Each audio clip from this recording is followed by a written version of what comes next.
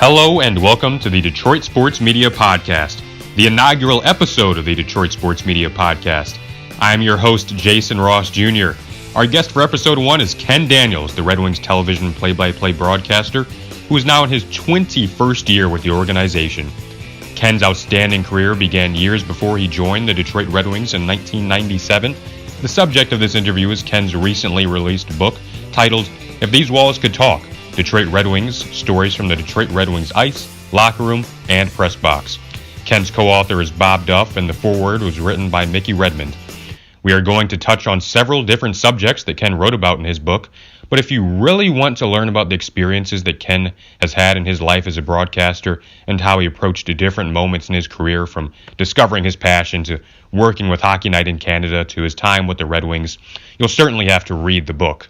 I would also like to point out that if you're an aspiring broadcaster, make sure to listen carefully to what Ken says in the interview.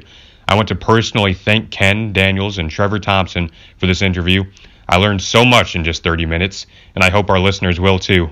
At the end of the interview, I will give a message written by Ken on the subject of his son Jamie and the issue of prescription medication in the United States. So, Ken, what inspired you to write the book? I was asked. That was the first thing, and I thought about it, and then I realized that when I have the book maybe 20 years from now, I'll remember about my career the things that I forgot. So it was actually, in part, it helped to be a scrapbook of my life, really, and my time with Detroit. And I often think that I wish I'd journaled every day so you could remember some things. The neat thing for me about doing the book was that my mother had started keeping scrapbooks when I got into the business, whether it be good or bad, of articles about me, and I continued on. So I was lucky I have some 20 scrapbooks at home of my career, whether it be media passes or where I was or articles about me, good or bad, and carried on that tradition from my mother, who passed roughly 10 years ago. So that was pretty cool, and just so I could look back at it. The other thing that inspired me was hopefully I can inspire some kids who want to follow their dream, that anything is possible. If you have a passion for something, you want to sell yourself, and you believe you can do it, you can do it. And really to tell stories which I thought were amusing. I wanted it to be light in many respects and be funny, and stories about the Red Wings, and I got the best job in the world. So why not tell it? Yeah. So Ken, my next question. You began watching games in the mid-'60s. What was so compelling about the game of hockey to you? Just the sound of the game got me. I listened when I was 8 years old. The Leafs won the Stanley Cup in their last Stanley Cup, which would have been 1967. And as I write in the book, my family probably got tired of me doing play-by-play. I was getting the names wrong watching the game, so they sent me to bed. But I would go to sleep and just had my yellow Panasonic Twist radio under my pillow, listening to Foster Hewitt. On a good night, you could get Dan Kelly. Sometimes you could get Bruce Martin out of Detroit. Just the sounds of the game fascinated me.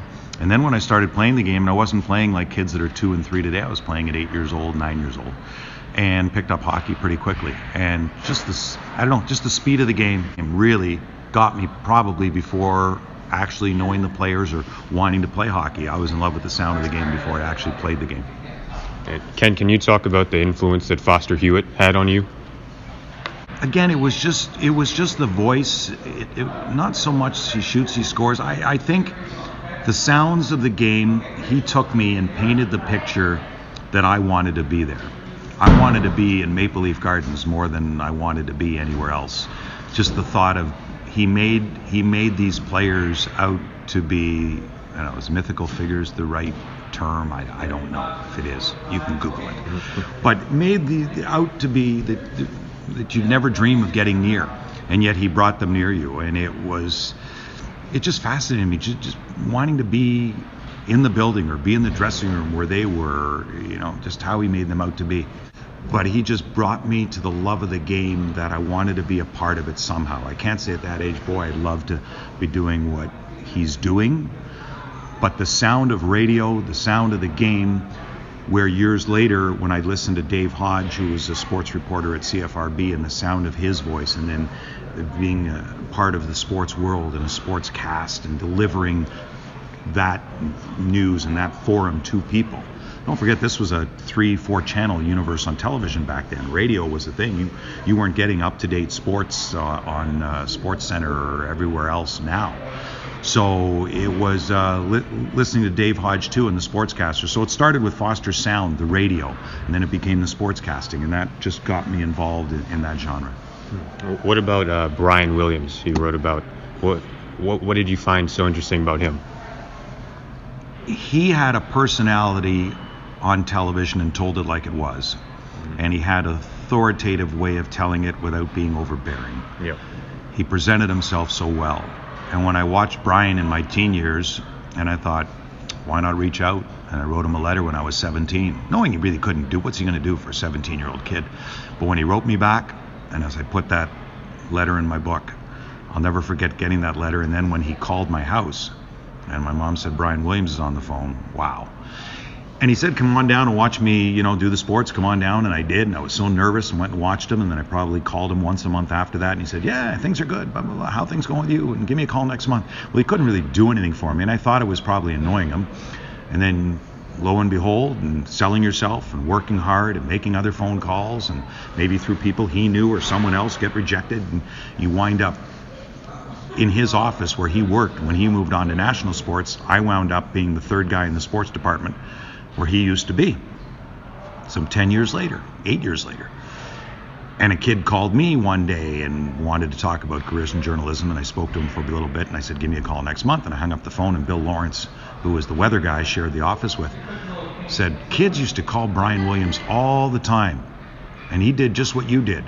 And I said, Bill, I was one of those kids on the other end of the line calling Brian. So you have to pay it forward in this business. People say I'm lucky. I am. And every day I count my lucky stars doing what I'm doing. But as I say in the book, and I talk about it, and this is part of why I wanted to do the book, is luck is when preparation meets opportunity.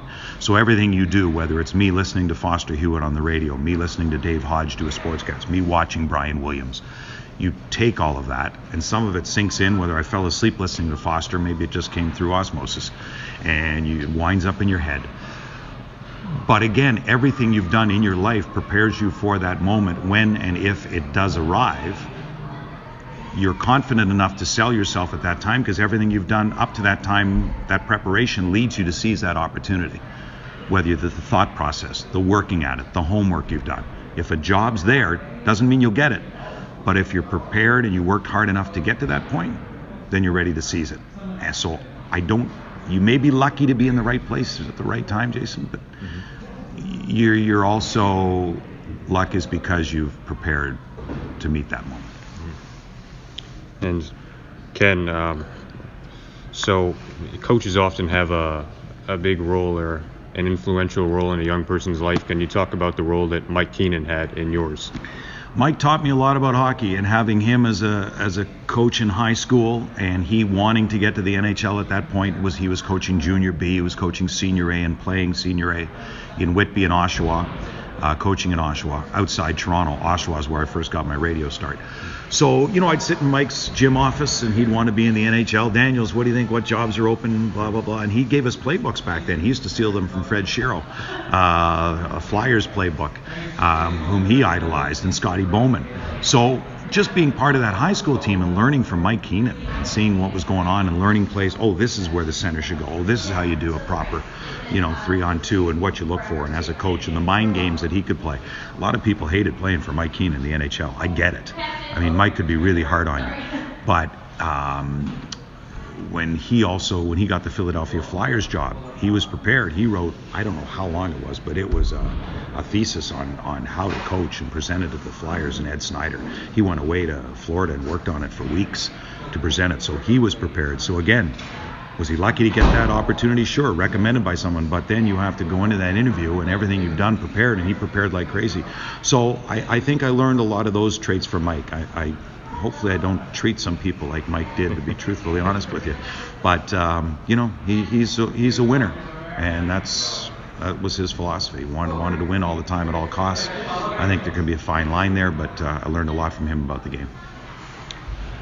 And so I have down here, you spoke of Oshawa. You were once starting out your career in Oshawa, and what you spoke of in the book. You kind of touched on it already, but what advice would you give to someone who's just starting out in the field? That's a great question, because the field's a lot different than when I started out in the early 80s. So it's changed a lot. There aren't small radio stations you can go make mistakes at, because so many of the stations are syndicated programming now, owned by a big conglomerate, where it used to be a small guy owning a radio station, right? Wasn't paying very much and would put up with your mistakes. And I made many of them. And you have to find somewhere they will put up with those mistakes and be willing to work overnights if you can, if that opportunity. Intern at a radio station, get your foot in the door, ask lots of questions. My dad always said there's no such thing as a stupid question, only stupid people who think your question's stupid. As I say, there's a gray area in there somewhere, but I always did like to ask questions, hopefully not to the point of annoyance. But that's how you learn. And for kids today, maybe it's a podcast, maybe it's a blog.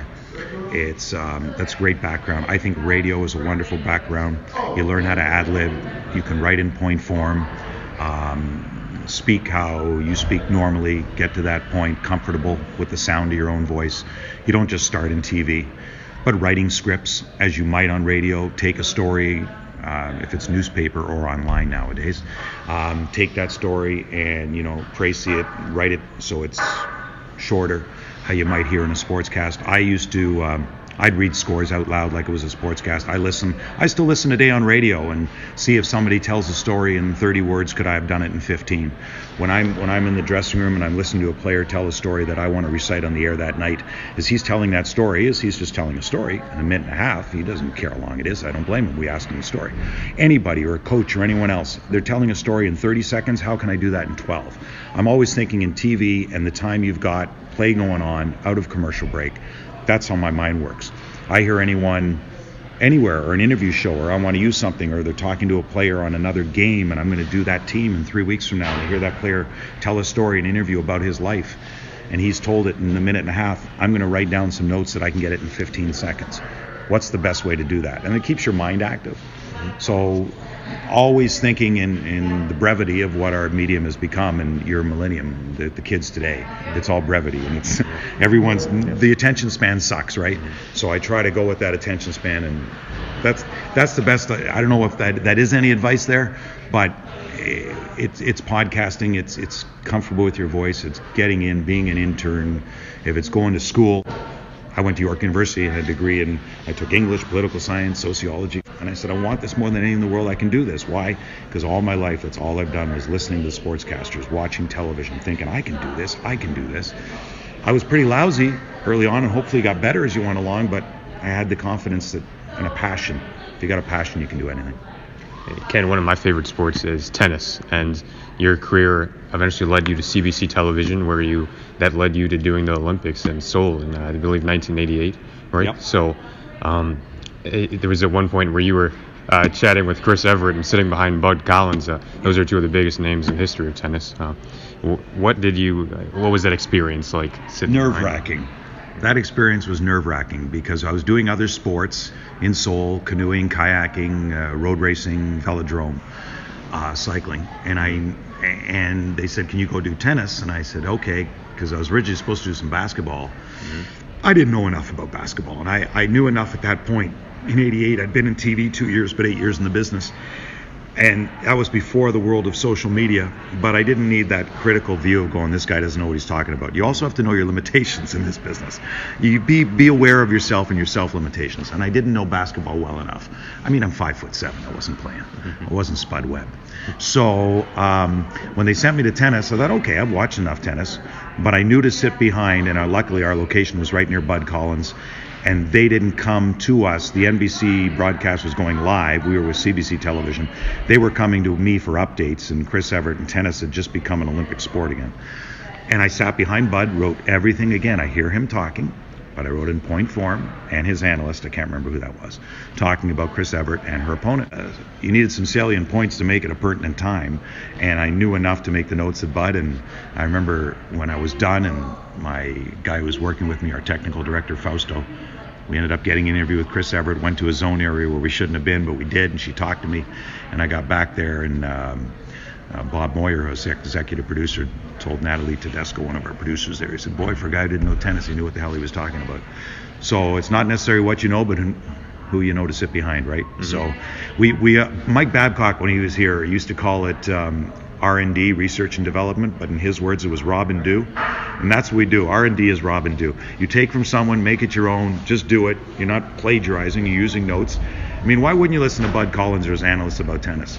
If you were at home watching the tennis match and you heard Bud Collins saying something and you go in the water cooler and talking to your buddy the next day, you're going to recite. That's what people do with us too. They may hear Mickey say something on the air and they're talking to their friends and they're going to sound smart the next day because they heard him if he thinks they made a good point, and they're going to repeat it. We all do it. So it's at that point, you're a young guy in the biz, you just wanted to make an impression, and hopefully I did. But even doing that gave me the confidence, even doing that, knowing I can study that, I can then recite that, I can put it in my own words, I can change. It's all a learning experience, all of it. Ken, at that point in your career, you're doing the Olympics, the pinnacle of sports. Were you satisfied, or at that point, I mean, did you still have any goals moving forward? Were you satisfied at that point? No, I sucked. Satisfied from Seoul? No, I sucked. I wasn't very good. I was nervous the whole time. And when I got back, the guy who worked in radio, Alan Davis, who ultimately gave me my first chance to do hockey play-by-play, told me why I wasn't good, at least in, even canoeing and kayaking, they're 500, 1,000 meters, 1,500 meters, and I'm starting up here where you gave yourself nowhere to go. And that's the key in this business, is that inflection and finding a range. So I was satisfied that I got the Olympic job, and I thought, if I can get through the Olympics and doing this as nervous as I was, again, yes, satisfied in that now you can do anything. You get through that, you can get through anything. Right? You'll find a way. It was a learning experience. It's all part of the process. So it helped, but satisfied at the job I did? No. Ken, do you remember your thoughts that were going through your mind when you first got the Leafs job doing the radio? I had no time to think. It was just the night before, and I was supposed to move, and my family helped me move because my boss, Alan Davis, talked me into doing the game as a fill-in. So I'd always thought I wanted to do play-by-play. At the time, I more wanted to host Hockey Night in Canada, thinking play-by-play would come. So it did. So really, I prepared for the game, the Leafs and Bruins. Bruins won in overtime, and I never listened to that tape until I got the job in Detroit. So that would have been 1990. I didn't listen until 1997. And I thought, not as bad as I thought. It was okay. It worked out all right. So it was a fun experience, and then the next year I got more and more games. So really, again, just maybe listening to Foster from years earlier and watching enough hockey and knowing it, and being in the broadcast business, after Alan told me, know your inflections, don't start too high, don't get too revved up. Again, after Seoul, I was so nervous there. Okay, I got through that. I can get through my first Leafs play-by-play, having never done play-by-play outside of canoeing. But don't forget, I'd done road racing play-by-play, and velodrome, and you get down the stretch, and here they come, and there's the peloton and breaking. So I knew the basics of play-by-play, so that helped. But you just mentioned those different sports you did. People in Detroit may not know that you did all that back in Canada. Can you talk about the importance of versatility for a broadcaster? It's everything. And even if you can't do it, fake it. I mean, once you've done all those sports, for sure, and it's all part of it. Whether cycling, and it's a little bit of a race. It's a point to get somewhere, and it's the same thing in hockey, right? For play-by-play, and it's storytelling. So any sport you do, or even news, I did news. I did the political beat in Toronto. I did news, radio, provincial politics, civic politics in Oshawa and Toronto. All that is about writing a story, telling a story in short form. It all comes into play. So the news background, political background, how to interview people, doesn't matter. It'll all come in as you go along, writing a sportscast and the brevity of it, and then play-by-play, no matter what sport you do. Even tennis, knowing how to let it breathe, and then tell the story where you can, finding your spots. Going to serve now, get in, get out. There's maybe 15 seconds to tell it, 10 seconds. I can know what 15, 20 seconds is. I could put something in the microwave and know, minute I can walk away, and in my head 5 seconds, I know I can walk back. It's crazy. It's just in my head, but that's what you get for doing it for 40 years. Yeah. When you started with Hockey Night in Canada, did you feel any added pressure because of the names that were in that seat before you?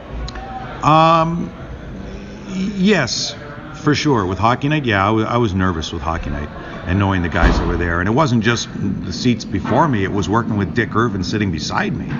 So Dick and Greg Millen and Jim Poplinski was my first analyst and the great producers at Hockey Night. Yeah, it is, because you think about it, and yet you try not to be like them. You have to be yourself. So you have to, however you do it. And how I did Hockey Night, where it was 80% play-by-play and 20% color, How Bob Cole still does it today, although that's changed a little bit. The analyst speaks more, and then I come to Detroit, and it's almost like 60-40 or 50-50 because Mickey gets more involved in the game than analysts I was used to working with. So when I left Hockey Night, and that was more the pure play-by-play, I came here and it changed, and I knew I had to adapt to Mickey, which was fine. But again, all that I had done before in different play-by-play and learning, you learn how to adapt and you find a style that's comfortable. So you just try to be yourself without, I didn't need the added pressure of trying to be Foster Hewitt or Bill Hewitt or Danny Gallivan. You were never going to be. Dan Kelly KMOX in St. Louis. I grew up loving Dan Kelly's voice and his inflection to call a goal. I'll never call a goal like Dan Kelly called a goal. Dan Kelly's inflection of he shoots, he scores is just, it's perfect music to me. And I reach every time to try to get there. You can't, but your call is your call. So hopefully it's better 8 out of 10 times. It's okay for me. Yeah, Ken, you mentioned Danny Gallivan. He was before my time, obviously, but I just love listening to him, going back on YouTube and watching old games with the Canadians. What made him so good? Again, his cadence, his inflection, he could bring it. He didn't start at the opposition, your own defensive zone circle or blue line to get revved up. He'd come through center, and like even when, you'll see the goal when Lafleur scores to beat Gilles Gilbert against Boston. I think it was the too many men on the ice game, I believe.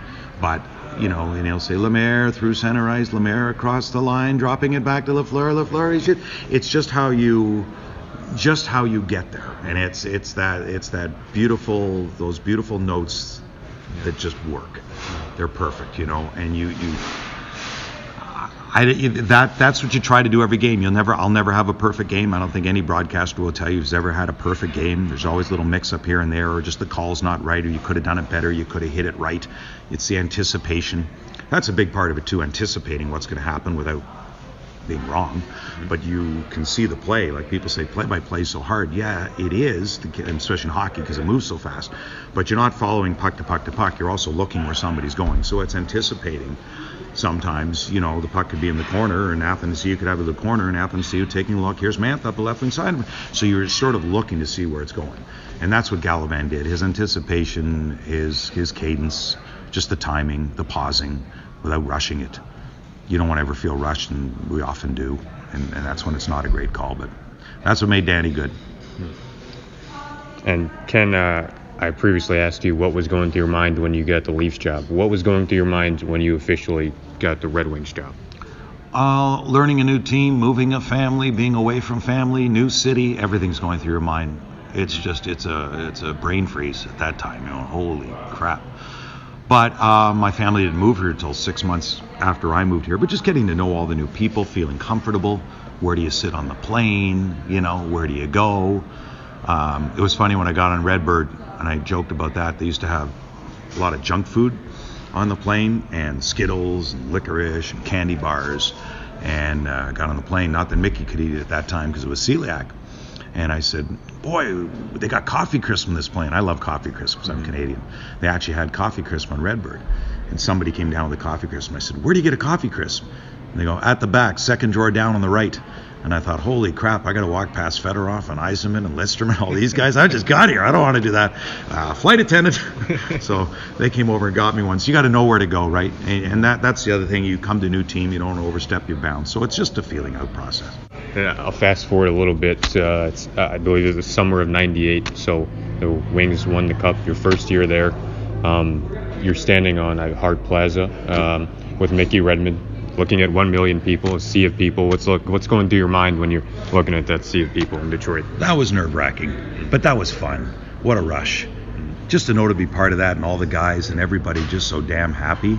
And nothing scripted there. You're not sure what to say other than they do the old "Hello Detroit" and that type of thing, And the people are going crazy, and you're introducing the players, and that's who the people want to see are the players. So it wasn't like a tough gig, but it was just I made sure to get up there and take it all in.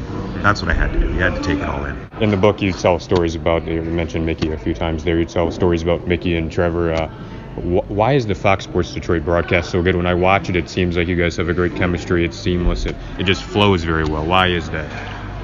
Well, I think part of it's friendship. I think any crew you want to be on, you want to think of yourself as friends, and I think we are. I mean, we're colleagues. We're also friends. We get along. Mickey and I, Trevor, will hang out on the road together. Mickey doesn't go out a lot because of his celiac, but we'll just maybe have a ginger ale in his room, watch games.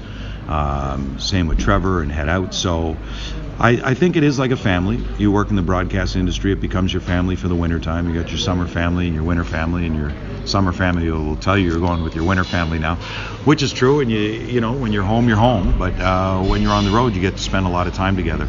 And I think if you like one another and truly everybody gets along, that helps. Ken, back to there's plenty of amazing stories in the book. Your time spending with Scotty Bowman, what was it like being around him almost every day, really? Some days were an adventure, and if Scotty was in a bad mood, you knew not to be around him. Some days he could be your best friend, other days he could walk by you like he never knew you. But that was just Scotty playing his mind games. And he'd always test you. You'd walk up to Scotty and he'd go, "What do you think? What do you think?" And I knew Scotty really didn't care what I thought.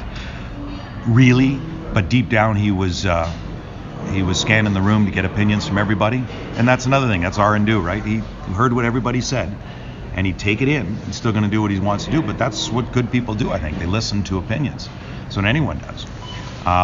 Ken Holland does the same thing with the Red Wings. What do you think?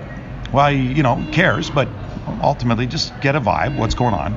And that's what Scotty always did. But I learned a lot from Scotty, going to watch games with him, being out, watching hockey, hanging out, being on the bus, hearing him. Hearing how he, handles certain situations, what he thinks about players. And again, with our team, you'll hear what the coach is saying, and you take what he's saying knowing you can or can't use it. He'll tell you, all coaches will tell you, Scotty did too stuff off the record. And you can then use it in game and find a way to lead it in without giving anything away, or that again is anticipation. Or if you know what the coach is thinking or someone's not going well, you maybe know he's not going to get minutes that night. You're not going to say Scotty Bowman is really down on this guy tonight. No. But if he's not getting the minutes, you just go with the game going, he's not going to get that. You just know from talking to the coach. So that's where I think hanging out with a coach like Scotty or any coach, Mike Babcock, Jeff Blashill, helps you learn the game, helps you know what's going on. And Ken, there's a chapter in your book called The Greatest Team Ever Assembled, ? Being on the inside of that organization, that 2001-2002 year, what was the best part of that experience for you? Well, it started our first trip on Redbird that year on the team plane and watching, just sitting there in my seat already, and take Bowman aside out of that. But watching the guys get on, and on comes, guys you knew already, Yzerman, Lidstrom, and Fedorov, but on comes Robitaille and Brett Hull and Hasek to add to the mix of already Fedorov and Shanahan and Lidstrom and Yzerman. Holy cow. And you just saw this Hall of Fame group, and Larry Onoff and Datsuk in his rookie year, who you really didn't know, but you thought he might be something special. Everybody just walked by you on the plane, and you go, crap. And everybody at that time were at different stages of their career, which was cool. And Robitaille coming over and trying to get that cup, and Brett Hull had been there in '99 looking for another one, and the guys who made room for Brett's salary to be on the team and all gave a little bit so that they could be before a salary cap world. So just seeing them all get on that plane that day, and I'll never forget it, I can picture it now, and just knowing how much some gave up to be there. Gave up, okay, it's a relative term, because gave up money, could add more elsewhere, okay, but they wanted to win. They wanted to do this as a group, and they all knew in their mind how great this team was and could be. And they did it, and it's pretty cool to see that come to its conclusion. Yeah, I believe there were 3 guys with over 600 career goals on that team. So you mentioned it a little bit, the egos that can come from that. But I mean, they won and they came together. How did they form a team and get that chemistry despite all of this superpower that, on other teams they would have been star players? Well, I think that starts with Stevie and all those guys and Lidstrom. They had such a good leadership group, and Hull and Shanahan and Fedorov. They'd all won. Mm-hmm. They'd all won before. So they knew, hey guys, we can do something special here. Let's just do it. Let's park our egos at the door. And that's what any winning team in the end will tell you. Mm-hmm. There was you're going to have your egos here or there, or certain guys. But when they do, there's others to keep that ego in check. Mm-hmm. And that's what I would say. I mean, it was just a smart, talented group who knew how to win, and they knew this could be one of the greatest teams of all time. Wasn't voted the greatest team of all time. It was that Oilers team, I think, the 84-85, but pretty close, certainly in the top 5 anyway. And Ken, just a few more here. Favorite family moment with the Detroit Red Wings organization? Favorite family moment? For me, it's any time I could bring my kids down to the dressing room, especially when they were young and hanging out, whether it be my son, spending time with Todd Bertuzzi when he was a little older, meeting Patrick Kane when he was older. But when they're younger, just seeing their eyes at the Stanley Cup parade, being in the Stanley Cup parade. Unfortunately, I was working, I think, doing television during the parade. I would have maybe, in hindsight, preferred to be on the float with them, on one of the trucks with them. But just seeing their eyes being around the room, knowing they could be, and I always stress with them, hopefully they did know that it was always a privilege, not a right, to be there. What I would have given as a kid to be part of that environment. And any time I could spend in the booth with them, and they'll come sit upstairs with me. And I remember they used to, when my son came, it was like somebody had said to me, it's like Foster and little Billy Hewitt. Bill Hewitt, Foster's son, went on to do play-by-play for the Leafs, and my son Jamie was sitting there. It's like Foster and little Billy Hewitt. Jamie never wanted to do play-by-play, but just pretty cool. Just seeing them, take your kids to work day, and they'd sit in the broadcast booth with you. I think I never took that for granted. Favorite part about working in the NHL? I get to get into games for free and watch it and be a part of it. How do you beat that? I mean, I've loved hockey since, as you know, an early age, so to be able to watch a game and call the game that you love for a living, that to me, just to watch a hockey game every night. I could do a game every night. My first years here with college, I think I called over 100 games, in preseason and playoffs, Red Wings and college games. So I could honestly, if my voice would hold up, I could do, let's not say every night. Every other night, I could leave some other nights to do something else. But I could call a hockey game every other night.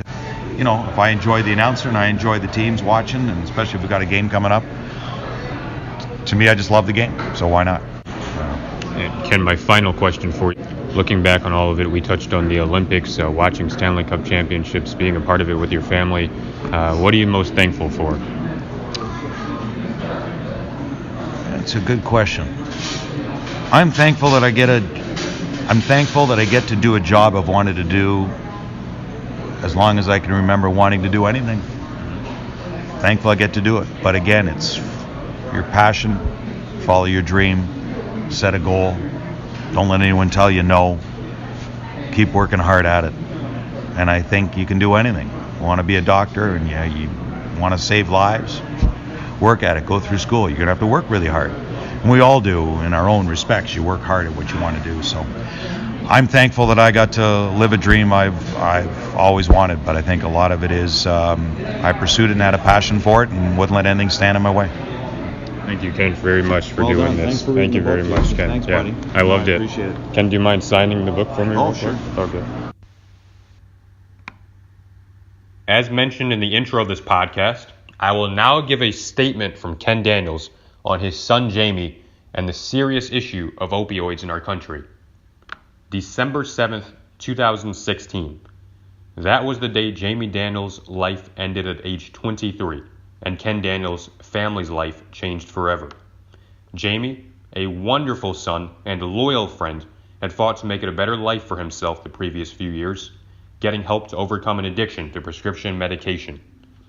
Many doctors have often overprescribed medication for pain management, sometimes 30 pills or more, when perhaps 5 are necessary. In late October, President Trump declared a federal health emergency on the opioid epidemic in America, that scripts for potentially addictive pain meds will now be limited to a 7-day supply. That's a start. Jamie always thought pain meds started for him when he had his wisdom teeth out. Recent research shows that kids who take opioid pain meds prior to 12th grade are a third more likely to become addicted. Addiction, by definition, is a chronic brain disorder. The only way to know for certain is abstinence. Ken is speaking publicly about this now in concert with his new book, If These Walls Could Talk. Detroit Red Wings stories from the Detroit Red Wings ice, locker room, and press box.